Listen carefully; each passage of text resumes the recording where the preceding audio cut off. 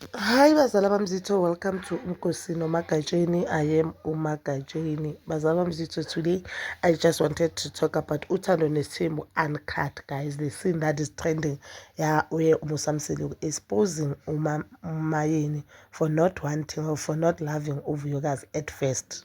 Ne? UMusamseli on the dinner table ukhulumile, that is unseen footage whereby atshela uMayeni ukuthi wena wawungafuni uVuyokazi nomntanakho uMpumelelo, kwakose ngilwe for uVuyokazi ukuthi azafike la. Then uMayeni uyaphendula uthi no, mina ngangingamazi guys, ngangingamazi uVuyokazi, bengingahlala kanjani ngingamfuni because ngangingamazi. Uthi mina nami ngangingamazi kodwa ngalwela ukuthi afike la. So guys, the way mina ngi-understanda ngakhona esayidini lakaMayeni, I think it's the time uVuyokazi asapreg umhlophekazi, because if bukuyi-second pregnancy bonyaka athi bayangamazi. Yes, kokuqala ngithi bayangamazi. Remember uVuyokazi noMpumelelo, they met on social media, which is Instagram, and ithando labo I don't know ukuthi bahlangane kanjani ukuthi baze bamithisane, but into yakhona ngiyakhumbula uTrelo koyenza live athi kwaba into efast, they didn't even date for a year, then uVuyokazi kwathola useka pregnant umhlophekazi. And I remember back then uMpumelelo was very young uma wathola umhlophekazi, phela uMpumelelo akakuna 24 23, and uVuyokazi she's 2 years older than uMpumelelo, 1 and 2.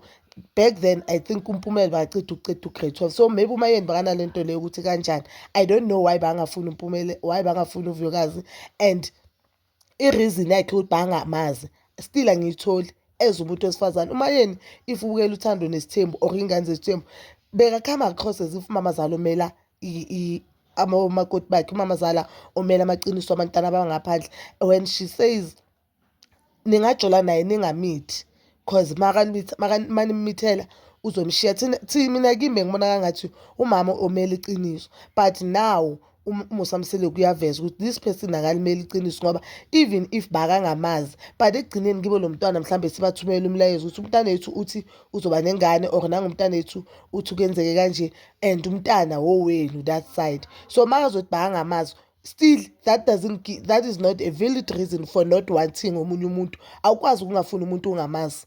Ngcono uma ngabe uthi uyamazi kuthiwa uyenza into ezi-wrong, ngcono futhi uma uthi uyamazi akakhulisanga kahle or umntwana nje ongaziphethanga kahle, but awumazi yet uthi awumfuni kanjani.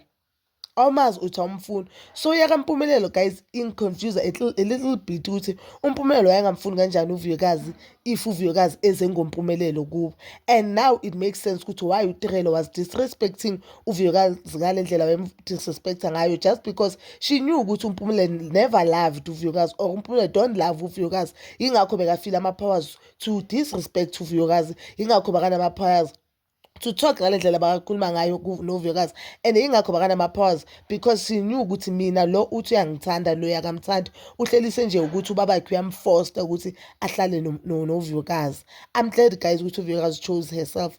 I'm glad ukuthi uVuyokazi uphumele, even though that I don't understand ukuthi bekahlaleleni i-relationship enganathando, but sometimes wena samantombazana senzela abafana ama-excuse, and I believe at that time she was young, mhlawumbe naye bangamfuni uMpumelelo, but just because bekasanengane noMpumelelo she felt the need ukuthini mangihlale, ngoba remember on the scene abayivezile Ingane Ezesithembu, I think it was season 2 episode 1, where uVuyokazi bazali baVuyokazi bayokhuluma nabantu bakaMseleki, uVuyokazi athi we are doing this for the second time, and the sad part ukuthi akuna way forward. Ushilo ukuthi mina I was never happy relationship yami noMpumelelo, angikaze ngaba more especially the time amuve to eJoburg, mina noMpumelelo asikazi saba happy. So I guess naye bekahlela ngekho happy njengoba noMpumelelo happy. I don't know the reason of bona baphutha this scene on this season, this Uthando Nesithembu Uncut. I do not know. I feel like babadlala ama-tricks, and they know ukuthi if bakhuluma ngoVuyokazi they'll get more viewing now. They've seen ukuthi Ingane Ezesithembu the last season didn't do good as they expected, so baya understand ukuthi viewers they don't still want to Vuyokazi on the Ingane Ezesithembu or whatever or Uthando Nesithembu, so they feel like they need to give us answers. And I remember the article that I once talked about uVuyokazi explaining ukuthi why that she is a single parent and abantu bakibo uMpumelelo they are not there. So namanje ukusho excuse kaMayeni for not being financially there for ingane, ne, because physically we know ukuthi engathi uVuyokazi is using ingane ukuthi zingayi kubo. So the reason kuzoba ukuthi bathatha ingane as if izovakasha maceda zange bayibuyisa yiyo. So ingane mayithathwe mayizovakasha ingasabuyiswa, wena you feel as if ingane akumelanga uyondle. Guys, in this one, angifuni camamanga. Ngiyampilive uMusamseleku. One, I'm a Mayeni fan, but you know ngiyampilive uMusamseleku. And two, I'm feeling ngathi uMayeni akusile nto ayiyo makudlala ama-cameras. Now I believe Makhumalo used to say uMayeni makudlala ama-camera omunye umuntu mangekho ama-camera uveza ubuyena bakhe, and ukubuilda ayikho kuye leyo nto leyo. You understand? So okay, bongamazi uVuyokazi, we understand Mayeni, bongamazi uVuyokazi. Yini reason beyenza ukuthi ungamfuni? Awumazi ngithi yini enye reason ezoyenza ukuthi bongamfuni? So I just feel like kibo uVuyokazi benze kahle bani ukuthi uVuyokazi aphume kule relationship, azichoose yena because she's doing good for herself. And I don't think ukuthi I'll blame uVuyokazi for staying now, ngoba mhlambe bebangamfuni nje kodwa anganaki. And uMusamseleku uthe baba sebaveza another scene where kuye no Mayeni a-explainele uMayeni ukuthi why bengithi wena uVuyokazi wawungamfuni kodwa ngamlwela ukuthi ahlale la.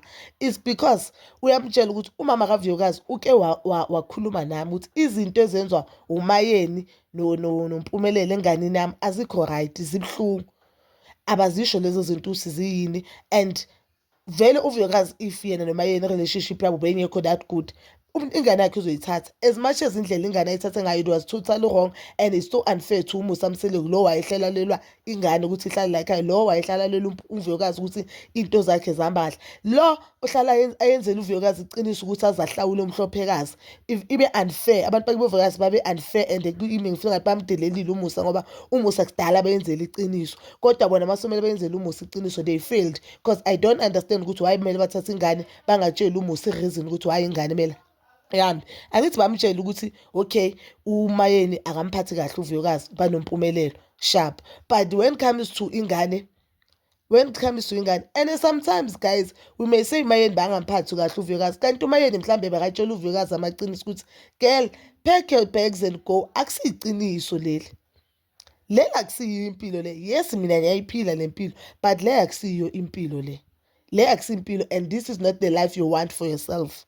So if uMayeni mhlambe bakatshela uVuyokazi lezo zinto lezo, yes uVuyokazi uzofeel as if akangifuni, uyangipretendela yena, but egcineni usuka kutshela iqiniso ngoba iqiniso libhlungu. Most of the time iqiniso libhlungu. Umuntu makutshela iqiniso ukuthi le relationship angeke ikusebenzele, le relationship angeke ube happy, and uMpumelelo uyawathanda amanye amantombazane, mhlawumbe uMayeni makatshela uVuyokazi ukuthi angeke kuze ukwazi ukushada manje, uMpumelelo still young, maybe yena bekabona ngathi uMayeni ukhulumela uMpumelelo, kanti no, as a woman she is protecting uVuyokazi. So I guess we must just wait for February, uMayeni uzoyichaza yonke lento. Nyamazi noba uMayeni uzoyichaza yonke lento lesi understand ukuthi why bakangafuni uVuyokazi. One, but yabona leyo ukuthi athi bakangamfuni ngoba bangamazi, angifuni nokuyizwa bazala. It is totally wrong. You cannot uthi awumfuni umntana abantu ungamazi, why labantwana benza umntwana boyi-2. If bangafuni uVuyokazi bokumele discipline Impumelelo kuVuyokazi aphume. Because you cannot say bengamazi, bongamfuneleni ngoba bongamazi. Yes bongamazi, why ungamfuni? Ngoba awumazi. So I guess lento bekenza kuVuyokazi yile bekayenza kubo Makhumalo babafika nabo Mangwabi. Awumfuni umuntu but awumazi, why ungacala umzamo umbone? Okay, kubo Mangwabi si understand ulwela mhlawumbe umyeni. Then kuVuyokazi so uchazile ukuthi ingane kakhe ukuthi ize ifike kanjani. Kuthiwa that time eCape Town yakhumbula kuDutshulana. There's a time vele eCape Town kwathiwa kaDutshulana. I remember one of the content creators kwaluza umama yakhe naye kuloyo mudubulano yaseCape Town. The time Cape Town was never safe. Then they asked ukuthi bacela ingane ihlale ivakashe ngapha, izohlala ngapha since ngapha kungasekho safe. Ngibo uVuyokazi kwaqelwa lento le. Umhlophekazi wahlala kanjalo kaMseleko, njengoba uVuyokazi manje sekamthatha naye amngamcelanga athi uqila avakashe then azange asambuyisa.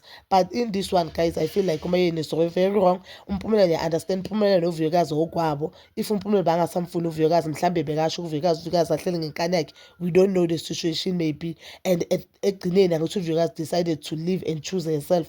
But as for umayeni, she was totally wrong guys. I know abantu bazommela ukuthi kodwa bangamazi kodwa bekamvikela. Umvikela kanjani umuntu ungamphathi kahle? Umvikela kanjani umuntu ungamfuni ungamazi?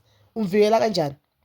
Because umuntu mamvikele umtshengisa uthando, then azokwazi ukuthi lento mayisho azi ukuthi no, akakwazi ukuthi angangitshela into wrong angithanda. You understand? But yabo manje I feel like umusa msele kuyayimela umndeni wakhe baname bayamhlula lamakhosikazi. But bazalwane bami zitho, please do comment down below how do you feel about this thing, and please don't forget to like, subscribe, share and hit that notification button. Nginithanda ukuya nokubuya.